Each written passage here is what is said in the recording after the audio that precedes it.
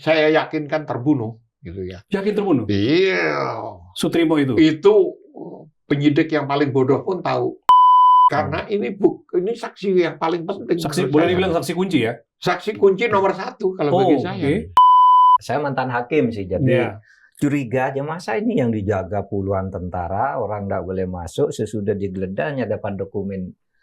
Pertanyaan yang lebih fundamental, urusannya apa sih tentara kok jaga rumah itu? Nah, seberapa Pak Kiki melihat bahwa permainan high level kriminal yang dibangun sedemikian rupa itu masih bisa diharapkan dibuka dengan tim yang dibentuk oleh Kejaksaan sekarang? 7 mantan KPK. KPK yang sekarang aja nggak berani. Kalau kita ambil cara Cina kan, Menteri Pertahanan di sana ditembak. Pamitnya kunjungan kerja dibiayai oleh negara. Sesudah pulang ketahuan dia dibiayai oleh tamu pengundang. Hukum mati. Di Cina loh. Kerusuhan Mei ketika rezim tumbang. Pertanyaan saya berarti kan Pak Kiki cukup lama dulu sudah berinteraksi dengan Pak Prabowo dan Pak Safri dong ya? Iya dan tidak. Iya dan tidak, gimana dijelaskan? Saya ambil jarak. Oke. Ambil jarak, tapi karena kebutuhan investigasi, tim investigasi yang memeriksa mereka. Oh, oke. Semuanya 15 jenderal. Termasuk Pak Prabowo? Iya.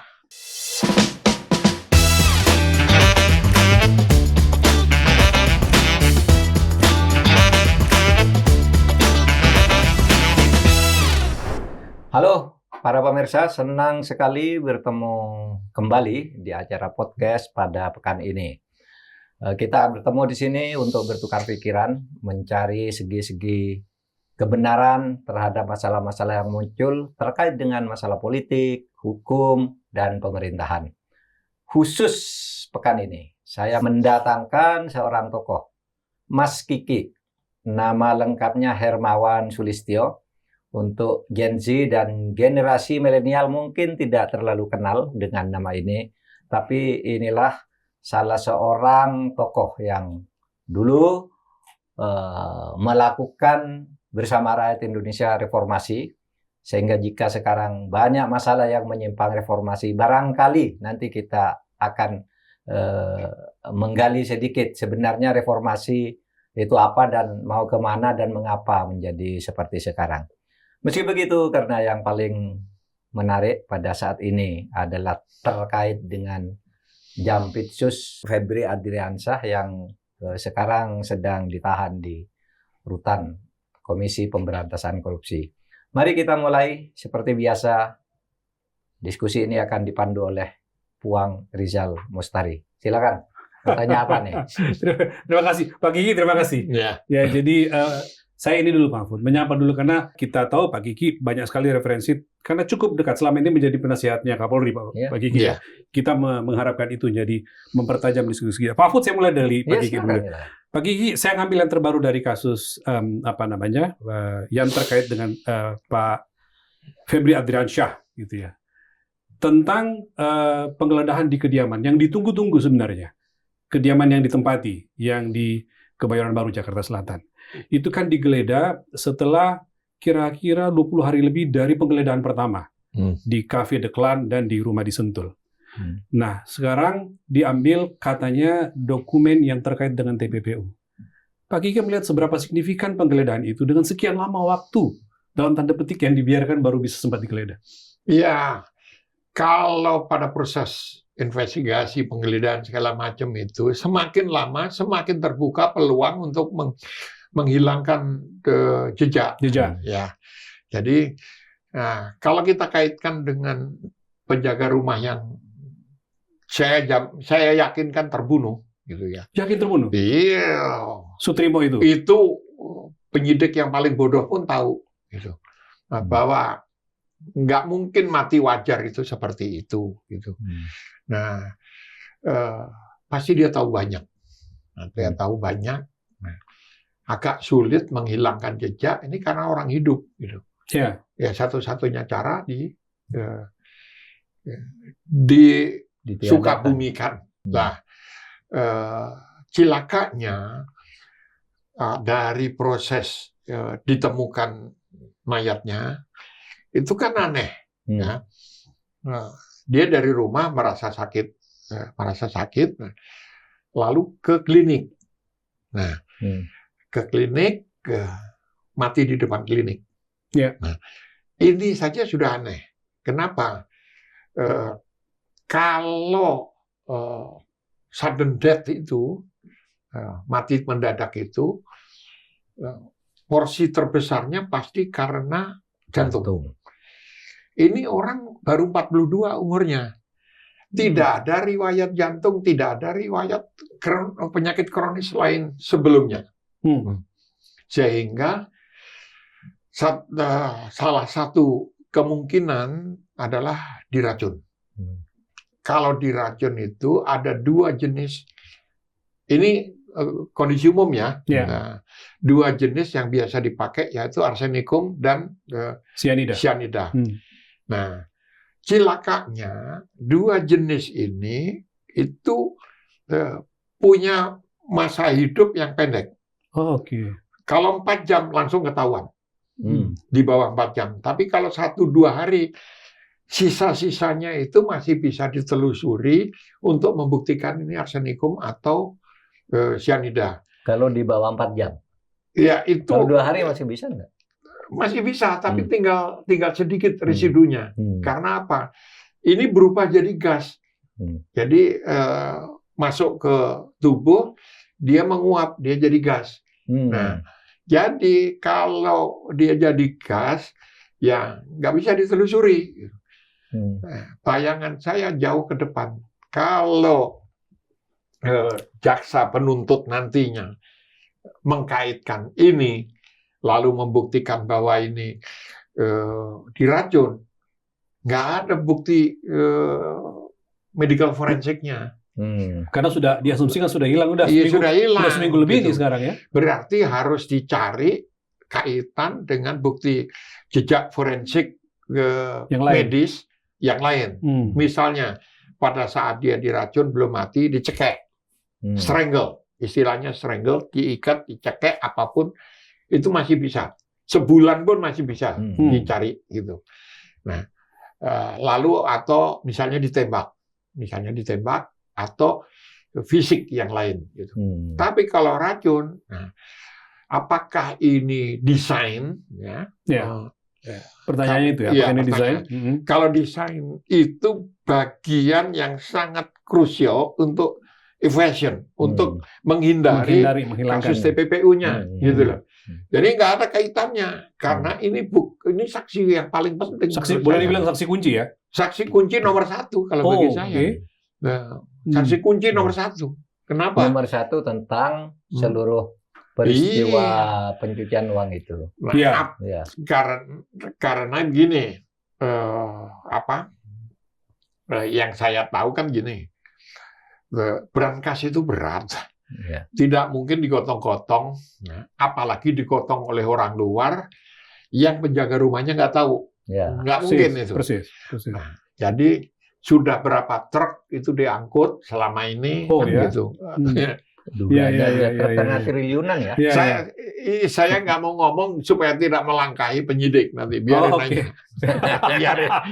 Kalau kita butuh itu, mendengarkan itu. Inside story gitu dari penyidik. Gitu ya. Biar muncul di pengadilan. Kenapa? Nanti gampang ngeles-ngelesnya dia. Ini kita kejar terus ini. Ya, salah satu yang saya suka podcast ini lompat dikit ya. Karena apa? Pak Mahfud ini terus saja nguber ketika berita sudah turun kemarin itu. Selama seminggu kan udah turun nih berita.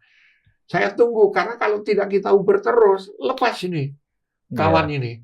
Lepas. Pede banget, masih seperti pejabat tinggi.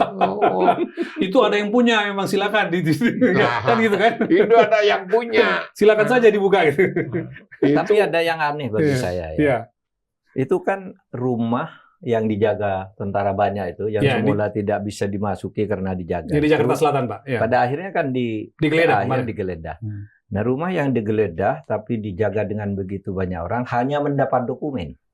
Itu. Jadi Itu, Pak. sejak penggeledahan di rumah pertama tanggal 8 itu ya, tanggal 8 berapa, sampai 2 hari lalu digeledah, yang didapat hanya dokumen. Kalau hanya dokumen untuk apa dijaga tentara begitu banyak? Persis. Kan gitu kan? Sehingga mungkin ada sesuatu yang disembunyikan atau masih tersembunyi sekarang. Gimana Mas Kiki? Nah, itu pertanyaan saya tadi Pak Kiki. Seberapa signifikan penggeledahan itu kalau hanya dapat itu? Bagi saya kacang. Begitu. Kenapa kacang? Mungkin dapat ratusan miliar lagi. Yang tidak kacang adalah perusahaan-perusahaan cangkang yang dibuat itu ya ketahuan aja 16 perusahaan cangkang, transfer dana terakhir yang diketahui, yang diungkap adalah 1,5 triliun untuk satu perusahaan. Untuk satu perusahaan. Sebentar. Ini biar clear oleh pemirsa kita. Perusahaan cangkang yang dimiliki oleh Febri Adriansyah. Kira-kira itu maksudnya? Oleh tangan kanannya. Tangan kanannya. Oke. Jaringannya. Jaringannya. Oke. Si Don Rito itu. Don Rito itu. Nah, kalau hanya berhenti sampai ke Febri, berarti Don Corleone-nya dia. Don ini para penjahat kan, para penjahat. Luar biasa ya. Pakai nama Don aja udah ketahuan ini. Memang niatnya jahat kan. Kelasnya yang udah ketahuan. Kelasnya udah ketahuan. Nah, jadi kalau hanya ditemukan dokumen, mudah-mudahan dokumen perusahaan cangkang itu gitu loh, yang mereka nggak tahu, mudah-mudahan, tapi nggak mungkin rasanya. Ya nggak mungkin. Masa kalau dokumen nggak bisa disimpan di loker bank dan sebagainya. Apalagi dia buktinya duitnya aja dia simpan sendiri. Nah, kalau duit mungkin disimpan di bank kan susah ngangkutnya. Kalau dokumen kan bisa disimpan di loker bank. Saya mantan hakim sih, jadi curiga aja masa ini yang dijaga puluhan tentara, orang nggak boleh masuk, sesudah digeledah dapat dokumen berapa gitu. Jangan-jangan tuh diangkut dulu barangnya. Saya malah bertanya Pak Mahfud, apa iya betul dapat dokumen? Dia tahu tuh bahwa rumah itu akan digeledah. Pasti udah bersih semua itu. Malah bukan saya hanya pengumuman saja dokumen itu. Pertanyaan yang lebih fundamental. Urusannya apa sih tentara kok jaga rumah itu? Nah, itu ancaman apa? Orang dia jaksa agung bidang tindak pidana khusus. Nah, orang yang paling ditakuti di Republik setelah ke Jaksa Agung gitu. Nah, polisi masih ada pelayanannya. Kalau kejaksaan pemerasan. Nah, jadi buat saya adalah perlu dibuka seluas-luasnya. Tentara yang fungsi utamanya adalah defense, pertahanan teritorial negara, tiba-tiba digunakan untuk mengamankan rumah gitu. Nah, jadi pasti tidak hanya sekedar dokumen. Kalaupun dokumen yang menyangkut uang triliunan. Gitu.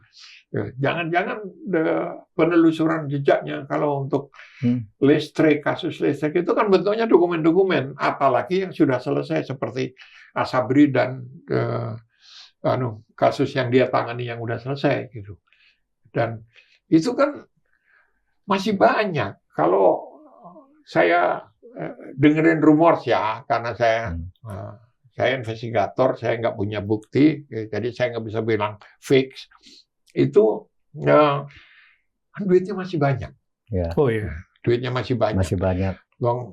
Yang korupsi aja triliunan masih bisa bikin pesta ulang tahun bagus itu kan. Nah, ngeri ya. Negara kayak gini. Negara ini benar-benar udah mengerikan udah. Jadi saya bingung, bendera merah putih saya yang saya pasang mulai hari ini gitu, itu apa maknanya gitu. Kenapa? Dan hasil investigasi bocor halusnya Tempo ya, menarik tuh, dari 16 perusahaan cangkang disebut Mas Kiki itu ada 2 yang di dalamnya itu anaknya Febri Adriansyah di situ, dan itu bisa menang tender dalam satu uang triliunan. Itu perusahaan itu dibentuk 10 hari sebelum tender, sehingga dia menjadi pemenang. Cuma menjelang ini namanya sejak Febri itu dikuntit dulu, itu nama ini lalu keluar dari perusahaan. Tapi dokumen lama kan masih ada, kan tidak mungkin hilang. Nama itu keluar sesudah Muncul kasus. Sesudah muncul kasus sudah dikuntit di DKV Tangerang. Ya waktu itu ya. Itu gila tuh. Tapi buat saya itu tetap peanut. Kenapa? Dia kan main udah berapa tahun nih, udah berapa lama. Jadi bukan hanya yang berhenti di dia, uangnya dia mainkan dan berhenti di dia di Febri ini. Selama sekian lama itu kan uangnya ngalir kemana-mana. Ini yang mengerikan. Ya, gitu loh. Pak Kiki, dari penjelasan Pak Kiki tadi menjelaskan ke kita bahwa begitu besarnya permainan lah kira-kira gitu. Levelnya udah tinggi banget. Nah sekarang ketika kita lihat dihandle oleh kejaksaan, tim 9 yang kata orang mestinya punya modal karena 7 dari mereka itu adalah mantan KPK. Seberapa Pak Kiki melihat bahwa permainan high level kriminal yang dibangun sedemikian rupa itu masih bisa diharapkan dibuka dengan tim yang dibentuk oleh kejaksaan sekarang? 7 mantan KPK. KPK yang sekarang aja nggak berani. KPK yang sekarang kalau ambil alih dari awal nggak berani kok. Apalagi cuma mantan ya. Apalagi cuma mantan. Atau bisa jadi ini yang realnya KPK sebenarnya, yang sekarang itu penggantinya gitu. Bisa di mana begitu juga kan gitu ya. Apa yang dihadapi itu siapa gitu loh. Ya. Ini bukan sekedar tentara ini. Kalau tentara nembak orang mati, ini tentara yang berkedip mati gitu loh. Nah, ini how far can we go gitu ya. Sampai seberapa jauh kita bisa melangkah. Itu sebetulnya tergantung tekanan publik seperti ini gitu. Sebelum bangsa ini hancur gitu.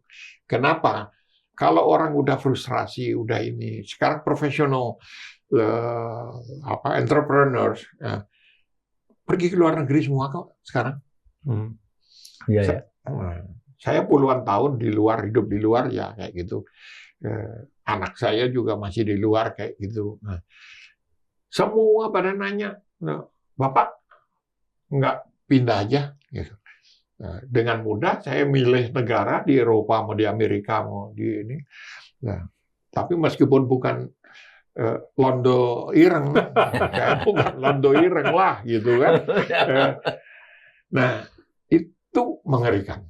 Saya bilang, marilah kita jangan pergi-pergi, kita tinggal di sini, semampu kita benahi negara ini. Gitu. Saya ke Pak Mahfud sekarang. Pak Mahfud itu termasuk yang sangat kritis, Pak Kiki, seperti Pak Kiki bilang, Anda tonton gitu. Tapi setelah melihat ke sini, berpikir bahwa mulai ada kemajuan pelan-pelan nih. Ada tersangka tambahan dan segala macam, ada rumah yang akhirnya digeledah. Pak Mahfud melihat seperti apa kira-kira? Dan kalau kita melihat agak positif, ini kira-kira udah sampai mana nanti ini bisa dicapai? Seperti kata Mas Kiki tadi ya, kalau masyarakat sipil itu terus berteriak, ada harapan untuk dibuka. Tidak bisa menghindar. Tidak bisa menghindar. Dulu kan sudah hampir hilang tuh. Lagi masyarakat itu rame, tambah rame, tidak bisa menghindar tuh akhirnya ditersangkakan, akhirnya ditahan dan seterusnya. Mungkin minimal kalau saya ya, minimal meskipun itu sangat tidak memadai kecuali kita akan berteriak terus secara lebih kencang untuk membongkar kasus ini. Minimal saya kira yang sekarang sudah ditetapkan tersangka itu akan tetap maju ke pengadilan dan divonis. Mungkin dengan kompromi-kompromi kan, asal menutup yang lain dan sebagainya, itu bisa saja. Sehingga dapat dianggap kemajuan daripada hilang sama sekali. Iya kan? Karena dulu begitu kasus itu terbongkar, secara hukum salah lah, ini nggak bisa lah, ini nggak bisa, lalu kehilangan jejak kita. Nah sekarang kan jejaknya ada. Kalau misalnya dari 3 yang ditangkap tersangka mungkin sebentar lagi akan bertambah gitu, ya mungkin bisa menjadi pintu untuk saat berikutnya dibuka lagi. Kan banyak kasus yang begitu kan, disebut divonis, terbukti secara sah dan meyakinkan, melibatkan A, B, C, D gitu, dihukum kan. Biasanya berhenti di yang dihukum. Nih A, B, C, D-nya ini kan bisa dikejar lagi sebenarnya nantinya ketika nanti di pengadilan. Meskipun tuh ya tidak membuat kita optimis lah. Gitu. Saya tuh membayangkan begini ya. Ada keberanian elit. Oke, ini kasus satu. Dari proses pemeriksaan segala macam dibuka untuk umum. Disorot TV, diinterogasinya itu bisa ditonton langsung. Live streaming. Live streaming, wah, itu pasti penontonnya se-Indonesia. Nah, live streaming dan orang judgment itu menjadi lebih adil. Artinya apa? Ini suara publik. Pengadilan kita tidak mengikuti sistem juri. Kalau juri itu public conscience ini dikumpulkan, semua orang bilang salah. Meskipun belum tentu juga gitu. Ya. Nah, tapi metode untuk sampai ke sana itu sebetulnya bisa kita terapkan. Contoh nih, Pak Harto waktu diputuskan harus disidang, salah atau tidak, disiapkan ruang pengadilan di gedung Departemen Pertanian, Jakarta Selatan. Jakarta Selatan, Departemen Pertanian. Nah, itu karena tentara yang menjaga Soeharto waktu itu sudah lumpuh. Jadi saya nggak bisa kita lakukan. Saya bukan lawyer, jadi nggak bisa dorong ke arah sana gitu. Tetapi saya berharap coba itu dilakukan untuk Febri sekarang gitu. Nah, iya ya. Itu akan menarik. Mencari tempat yang netral yang bisa lebih leluasa dia. Iya. Kalau kita ambil cara Cina kan, kalau saya bayangin Menteri Pertahanan di sana ditembak. Saya bilang, kapan Menteri Pertahanan Indonesia? Ada kepala di Cina itu, kepala Kejaksaan Tinggi, pergi ke luar negeri, pamitnya kunjungan kerja dibiayai oleh negara. Sesudah pulang ketahuan dia dibiayai oleh tamu pengundang, hukum mati di Cina loh. Tamu negara, dihukum mati, hukuman mati. Saya pernah nulis tuh di Kompas, namanya apa dulu.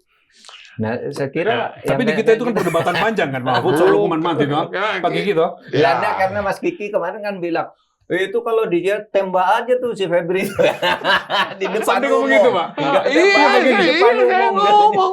Itu serius ya? Serius saya. Kalau mau efek jerah, deterrent efek namanya, efek penangkalan untuk kasus-kasus berikutnya, harus ada contoh. Sekarang ini nggak ada yang takut korupsi. Kalau nanti dibilang, nanti dihukum seumur hidup kayak gitu. Jawabnya apa? Itu kan bodoh aja dia ketangkap. Kalau saya lebih ahli, gitu kan. Mana yang dia ketangkap? Iya, itu sial, gitu loh. Jadi bukan titik kesalahannya yang diambil, tapi sialnya itu. Gitu. Ini makin asik nih. Tapi sebelum saya lanjutkan, saya mengingat pada Anda, bagi Anda yang belum subscribe, silakan subscribe dan nyalakan lonceng notifikasi Anda. Saya nambahin lagi sedikit, Pak. Ketika Pak Mahfud tadi mengatakan, kita berharap dengan kita berteriak terus, maka ini akan maju pelan-pelan. Ada yang menarik kemarin, Pak. Ketika diumumkan satu tambahan tersangka, itu namanya Norman Herin, dari pihak swasta, Pak. Tersangka. Lalu, Tim 9 juga mengatakan bahwa kami berencana untuk menyerahkan satu saksi penting lah kira-kira itu, Ferry Hongkiriwang. Ini mau dititipkan ke LPSK, Lembaga Perlindungan Saksi dan Korban, untuk keselamatan diri dan untuk penyidikan.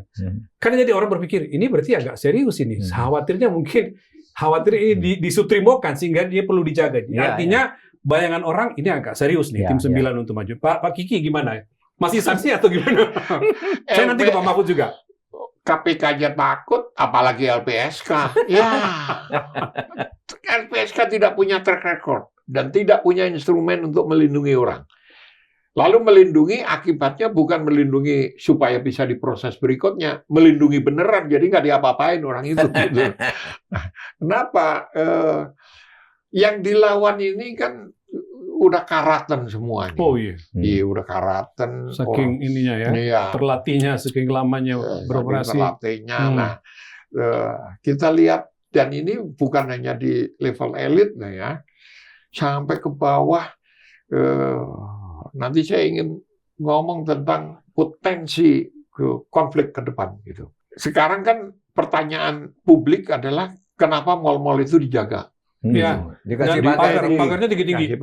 Di Surabaya mulai, lalu sekarang berlanjut di Jakarta. Orang marah karena listrik naik, karena pajak, karena ini segala macam. Tapi isunya tidak ada isu tunggal. marah karena nggak bisa disuruh bayar pajak, yang ini marah nggak bisa bayar listrik, yang ini marah. Tapi sekolah. Belum ada isu tunggal. Nah, meletupnya apa? Meletupnya kecil-kecil. Istilahnya skirmish. Skirmish itu hari ini senggolan motor di jalan, tawuran. Gitu. Itu terjadi di Jalan Tambak. Sekarang terjadi di Surabaya. Itu skirmish di sini. Cuman makin lama makin banyak, makin frekuensinya makin tinggi, makin ini.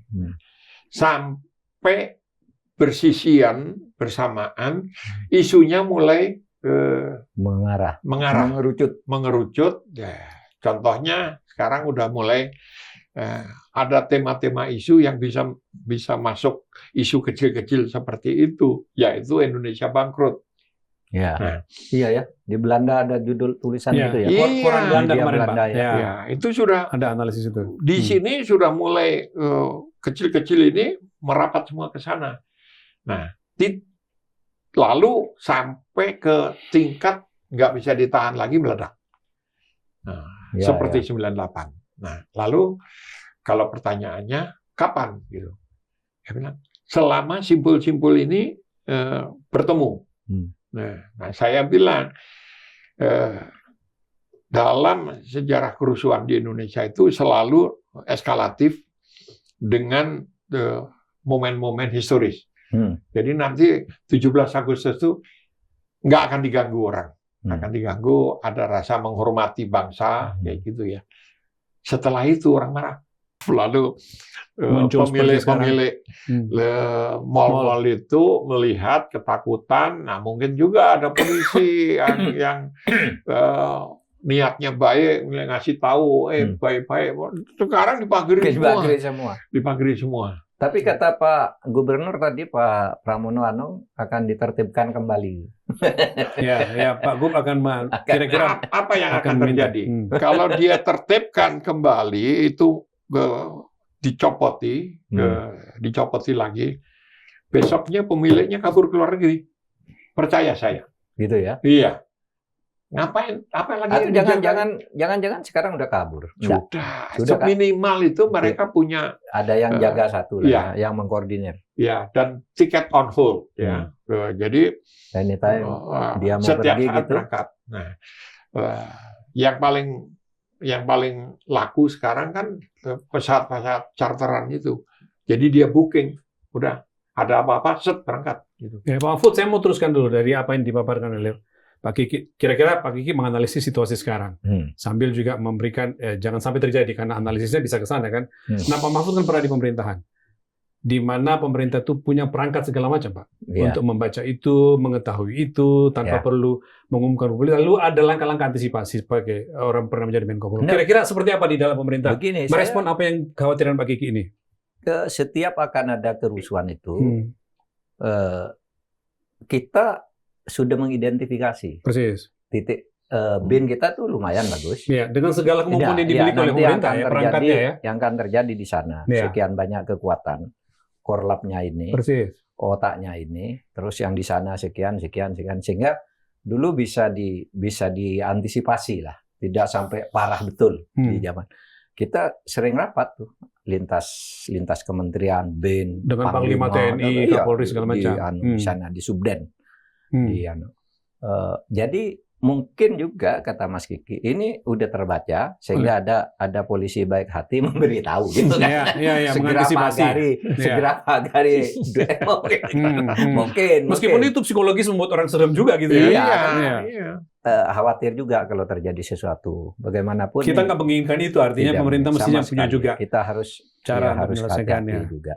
Tapi saya masih penasaran Mas Kiki tadi ya, kalau saya kan punya sedikit optimisme dari keburukan cara menangani kasus Jampitsus ini, kan saya punya 3 skenario. Persis. Yang satu mungkin ini bisa hilang gitu ya, tapi kita terus berteriak muncul sekarang. Nah di titik ini saya ada optimisme.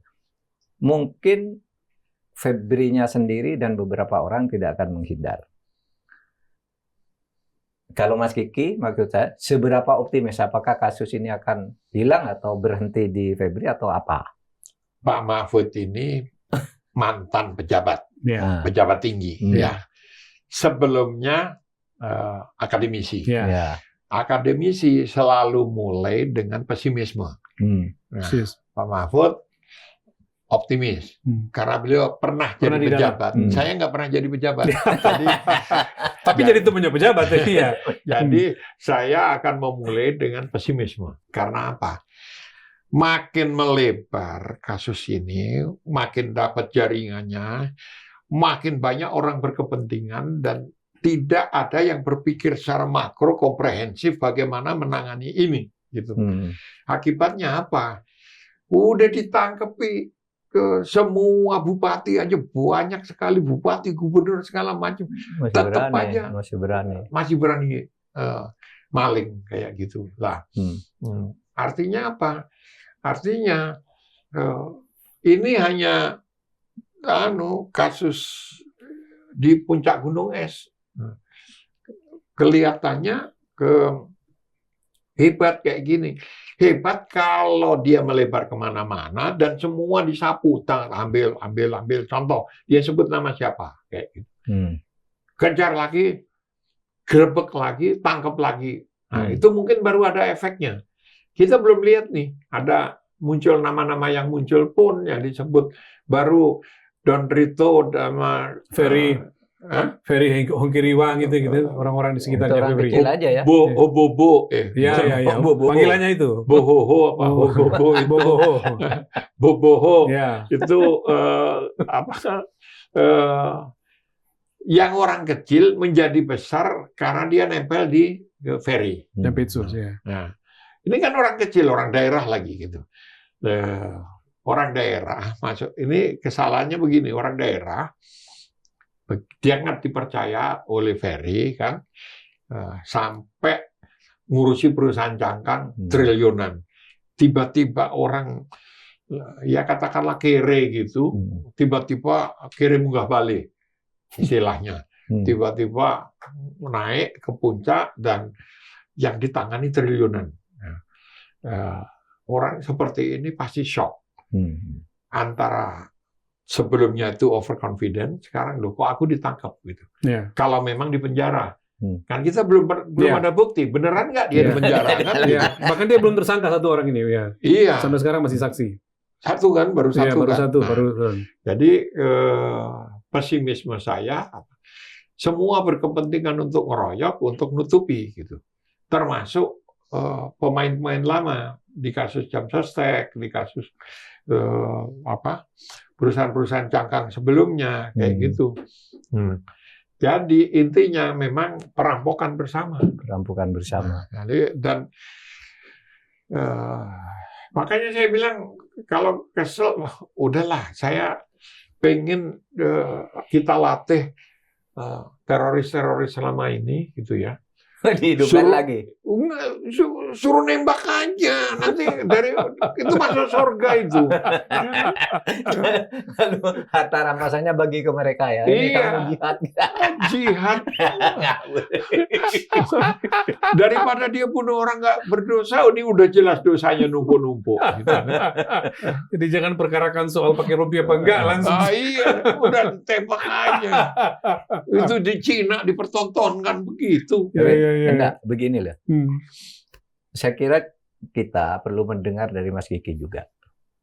Berbeloknya arah reformasi ini. Ya. Karena dulu ini beliau salah seorang di awal-awal reformasi menjadi saksi kunci, Pak. Anak muda waktu itu sangat berani dan ya saya kagum juga waktu itu. Wah, ini hebat nih. Saya mesti ngomong dulu, Pak. Kita ingatin dulu, Pak. Beliau ini tim investigasi kerusuhan Mei 98. Ya, jadi Anda yang mungkin waktu itu belum terlalu ngeh gitu, Pak Kiki ini tim investigasi kerusuhan Mei 98. Lanjut, Pak. Iya, ini sama saya umurnya sama, sekarang 69. Seumuran sama Mahfud, oke. Jadi saya waktu itu melihat dari jauh. Saya di Jogja dulu, Mas Kiki. Masih di Jogja ya. Hebat nih, ya bilang. Enggak, karena ini membuat di samping rencana-rencana reformasi, lalu membongkar struktur lama ikut, gitu. Nah, termasuk polisi itu kan beliau yang yang dampingnya juga, yang merombak struktur Oh, tentara pasca juga pisahnya tentara dan polisi Iya. ya, Pak Kiki ya? Oke. Itu tahu polisi itu di awal-awal reformasinya itu kan bagus banget ya. Ya.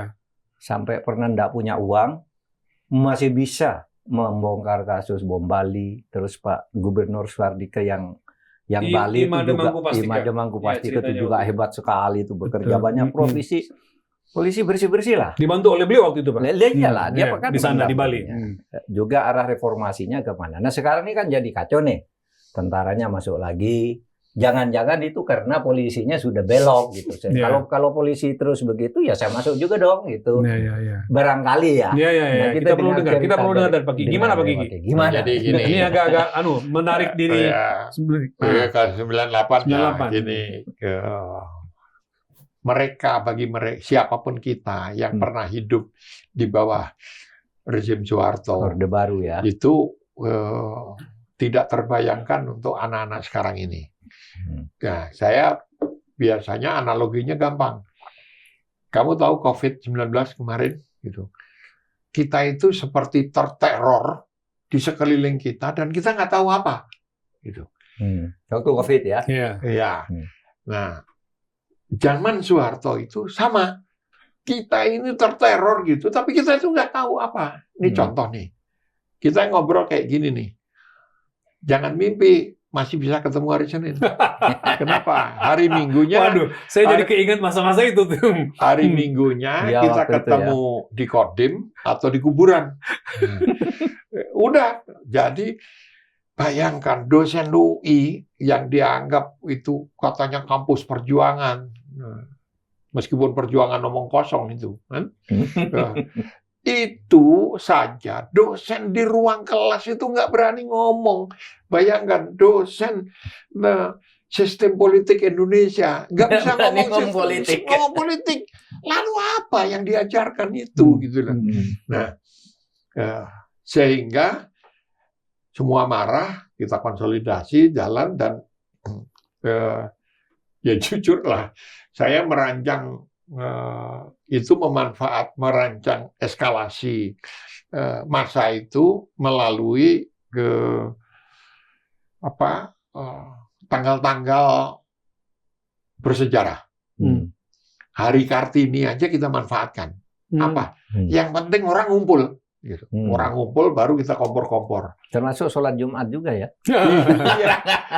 Iya, sholat Jumat itu. Orang ngumpul. Itu Tony Hardy itu. Tony kan tekanan sekali gitu. Teman saya itu kan. Iya. Itu ikut kompor-kompor sampai dia ditangkap. Nah, semua seperti itu lah. Saya tidak percaya teman-teman UI, karena apa? Udah sudah terserap semua ya waktu itu. Jadi saya mengandalkan STM. STM-nya itu ITB. Kalau yang berpikir, bukan mahasiswa yang biasa. Kalau mahasiswa biasa, setiap malam saya nggak pernah pulang karena kompor-kompor di semua itu kampus, gitu. Di semua kampus, sampai ke Surabaya, sampai ke Makassar, sampai itu. Sampai saya bilang kalau ngomong sombong, kalau orang ngaku aktivis 98 nggak tahu nama saya, berarti dia bohong gitu. Saya tahu. Lah, jadi apa sih kesepakatan waktu itu? Ini kita benahi negara nih. Membenahi negara itu tidak mungkin bisa dilakukan tanpa menurunkan Soeharto. Mengapa? Menurunkan pergantian presiden itu namanya suksesi. Kalau setelah suksesi baru kita tata ulang. Itu kami sebut reformasi. Kenapa reformasi? Karena pilihan perubahan itu ada dua, evolusi dan revolusi. Evolusi itu perubahan normatif biasa, ya. Rakyat terlalu lama menunggu. Seperti sekarang disuruh nunggu 25 tahun. Gitu. Nggak tahan, rakyat nggak akan tahan. Atau revolusi. Nah, tidak ada sejarah revolusi, bukan rakyat yang jadi korban. Selalu rakyat jadi korban. Mari kita cari format jalan tengah. Saya dengan teman-teman ITB, kemudian UI bergabung. Nah, ini akan banyak nih yang nonton, baru mengingat lagi mereka. Gitu. Kendala kita adalah TNI, karena kita akan berhadapan dengan tentara nih. Langkahnya apa? Mari kita merancang sebuah rekonstruksi bangsa bukan untuk balas dendam. Kalau balas dendam, balas, nggak akan ada selesainya. Jadi kami sepakat buka kontak dengan TNI, mari kita duduk, kita bicara mengenai bangsa ini. Saya mau agak fokus ke itu tadi Pak, tim investigasi kerusuhan Mei ketika rezim tumbang. Pertanyaan saya berarti kan Pak Kiki cukup lama dulu sudah berinteraksi dengan Pak Prabowo dan Pak Safri dong ya? Iya dan tidak. Ya dan tidak, gimana dijelaskan? Saya ambil jarak. Oke. Ambil jarak, tapi karena kebutuhan investigasi, tim investigasi ya memeriksa mereka. Oh, oke. Semuanya 15 jenderal. Termasuk Pak Prabowo? Iya, termasuk Pak Prabowo. Anda belum pernah meriksa 15 jenderal kan? Melihat jenderal 15 duduk barang aja udah susah gitu kita. Jadi dengan pendekatan yang saya gambarkan tadi, bahwa kami ini tidak mencari untuk pembalasan. Mari kita rekonstruksi bangsa ini ke depan. Gitu. Dan dengan posisi itu mereka terima. Mari kita lihat apa yang salah, gitu ya. Kalau Soeharto udah pasti, kalau itu. Yang lainnya bisa dinego. Nah, ya. Gimana ya saya mau cerita, meriksa jenderal gitu kan? Satu-satu gitu, ada periksa dengan tim. Satu-satu. Waktu itu kan Pak Marzuki Darusman segala macam ya? Enggak, itu lain. Marzuki kadang ikut, kadang enggak. Enggak berani dia. Ini Marzuki nonton nih, mudah-mudahan nonton. Karena yang teringat waktu itu ada Pak Marzuki, ada Pak Kiki dan segala macam. Dan dulu yang berani sekali dia tiap hari di Iya, Pak Mahfud ingat betul. Kita jadi pengen di-refresh dikit, Pak, diceritakan kembali waktu itu seperti apa gitu. Jadi gini, saya ngeledekin habis itu. Yang keringatan saya meriksa segala macam, yang jadi jaksa agung dia. Iya, Rosita Nur apa itu kan masuk di situ. Rosita Nur, Rosita Nur. Dan karena kami titik pijaknya adalah akademisi, scholar gitu. Jadi mereka hormatilah. Tapi ngeri-ngeri sedap gitu. Nah, yang polisi yang paling takut kalau kita periksa, iya Pak Kumis itu, Timur Pradopo mantan Kapolri. Ini pasti dia nonton ini. Ingat nggak kalau saya periksa kayak gitu kan waktu itu. Gitu ya. Nah, Safri diperiksa datang pakai panser. Dijaga. Iya. Pak Safri itu waktu itu Pangdam Jaya. Pangdam Jaya. Oh iya. Padahal saya udah bilang, kami nggak nyari yang salah. Mari kita duduk, kita benahi bareng-bareng bangsa ini gitu. Tetap aja dia datang pakai panser. Ada 1 atau 2 truk pasukannya di depan itu gitu. Kayak kita, orang kita cuman orang sipil duduk berempat meriksa. Nah, kami nggak punya senjata, nggak punya apa-apa, hanya punya kewenangan negara dan dari publik. Presiden. Saya tidak berkepentingan mau ke balas dendam, bukan urusan saya, bilang gitu. Nah, coba deh nanti kalau ada rusuh-rusuh lagi, ikut meriksa 15 jenderal. Saya jamin nggak tidur itu. Kesempatan itu hanya untuk Pak Kiki aja tuh. Susah mencari kesempatan itu buat yang lain. Jadi ada yang gebrak meja, ada yang, tapi rata-rata sih kayak tikus kecemplungkut gitu. Takut juga. Kenapa? Ini begini, tentara 30 tahun, ibaratnya merem aja orang mati. Berkedip aja orang bisa mati. Tiba-tiba sekarang harus duduk, diperiksa oleh orang sipil. Itu penghinaan luar biasa untuk mereka. Dan saya yang menghina itu. Gitu. Tapi bagusnya mereka mau datang, Pak, ya?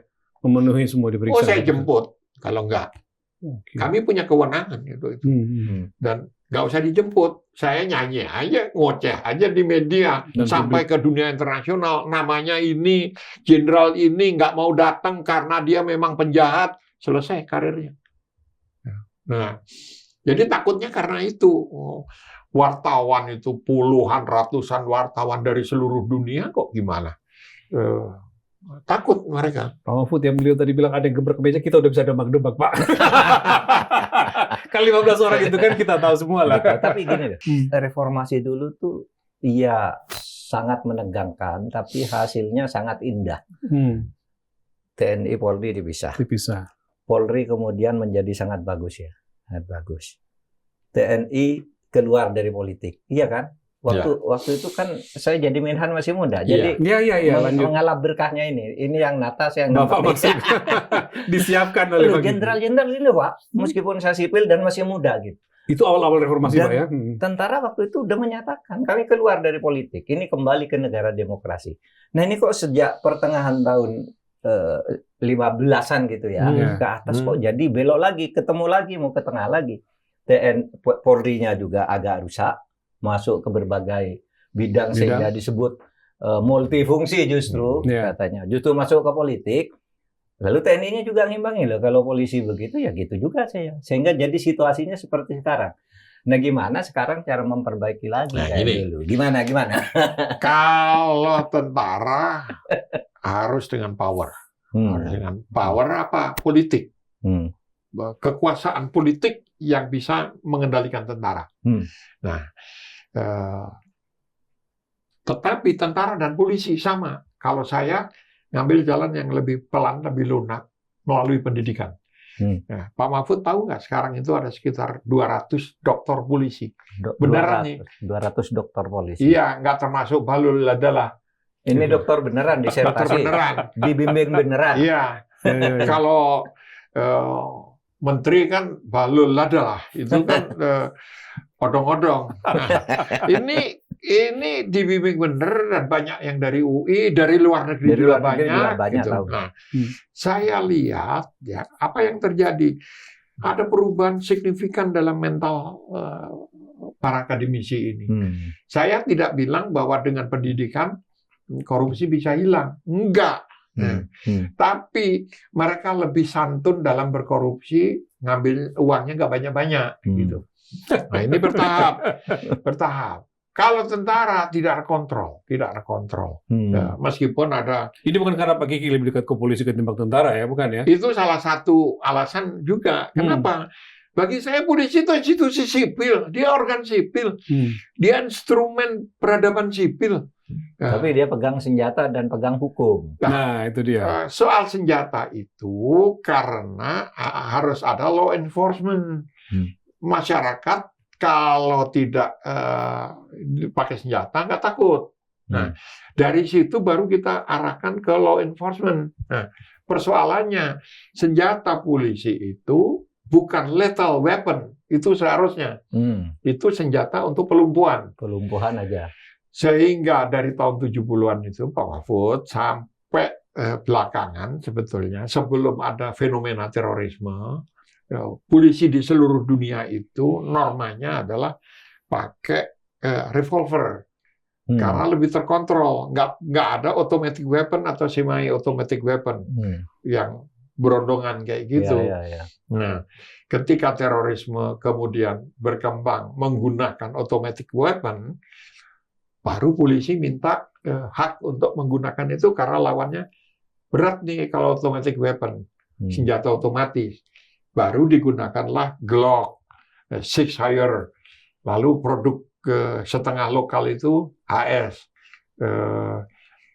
dengan 16 peluru kayak gitu. Itu fenomena 10 tahun terakhir gitu. 10-15 tahun terakhir lah gitu. Nah, tetapi ada unit-unit polisi sendiri yang masih menggunakan senjata sebagai paramiliter, yaitu BRIMOB. Rujukan utama pasukan anti teror di dunia ini di GSG 9. GSG 9 itu 9 bahasa Jerman 9. Ya. GSG 9. GSG 9 ini polisi perbatasan. Dia bukan militer, tapi kemampuannya setingkat dengan komando militer di seluruh dunia, malah lebih hebat lagi. Gitu. Oleh karena itu, banyak dari seluruh dunia tuh polisi itu ngirim ke Jerman untuk dilatih. Indonesia mengirim, yang dikirim itu namanya Luhut Panjaitan dan Prabowo Subianto. Tapi ditolak kan, nggak bisa dikirim karena ini polisi tidak boleh mendidik militer. Gitu. Akhirnya berangkat pakai baju BRIMOB, pakai identitas BRIMOB. Gitu. Mereka lah yang kemudian mengembangkan Den 81 di Kopassus, tetapi tidak Densus karena polisi memang tidak punya peluang. Baru setelah itu dikirim kemana-mana, ke Densus lebih spesifik karena pendekatannya memang policing, pemolisian gitu. Tidak seperti Den 81 gitu. Nah, BRIMOB-nya menjadi dari perspektif ini menjadi uncontrolled gitu. Tetapi BRIMOB kan fungsi utamanya itu antara lain untuk pasifikasi dalam negeri. Untuk penanganan riot control. Kalau kita hitung seperti di London, di New Scotland Yard, itu ada seperti BRIMOB-nya. Tapi polisi biasa yang dilatih khusus untuk penanganan kerusuhan, riot control. Oke, Mahfud, sudah cukup jauh kita diskusi. Ya. Jadi, memang tadi kita inginkan, selain bahas kasus-kasus terbaru, ex-Jampisus, juga kita agak mereview sedikit ke peristiwa perpindahan rezim di 98. Nah, Pak Mahfud, apa? Kalau kata-kata akhirnya kira-kira bisa Mahfud rangkum dari diskusi kita dengan Pak Kiki, apa Pak? Sampai sebelum akhirnya Bapak menutup. Saya mau kesimpulannya tadi. Ya, dengan background yang seperti itu, 98, Pak Mahfud benar ini udah on the track setelah reformasi itu. Cilakanya, kekuatan sipil yang kami harapkan itu masyarakat melalui partai. Itulah sebabnya kita kasih carte blanche namanya, kartu kosong untuk partai. Nah, ternyata asumsi yang baik ini salah. Partai ikut sama-sama ngerampok, malah paling depan ngerampoknya. Nah, itu kesimpulannya. Kesimpulan. Jadi kita mau menata masyarakat sipil agar negara ini jauh dari koruptif, jauh dari kesewenang-wenangan, militerisme dan sebagainya. Ternyata masyarakat sipilnya itu tidak lebih baik dari sehingga mau kembali lagi nih. Tapi mudah-mudahan bisa diperbaiki, gitu ya. Kalau itu saya optimis, Terima kasih ya, Mas Kiki. Pemirsa, sekian terus terang edisi minggu ini. Kita sudah berbicara banyak dengan Mas Kiki, salah seorang pelaku otentik dari gerakan reformasi 98 yang pernah menghasilkan sesuatu yang cukup gemilang bagi kebangkitan bangsa ini. Nah, nanti kita akan ketemu lagi di lain kesempatan, tapi jangan lupa agar Anda tidak pernah lelah untuk terus mencintai Indonesia. Selesai.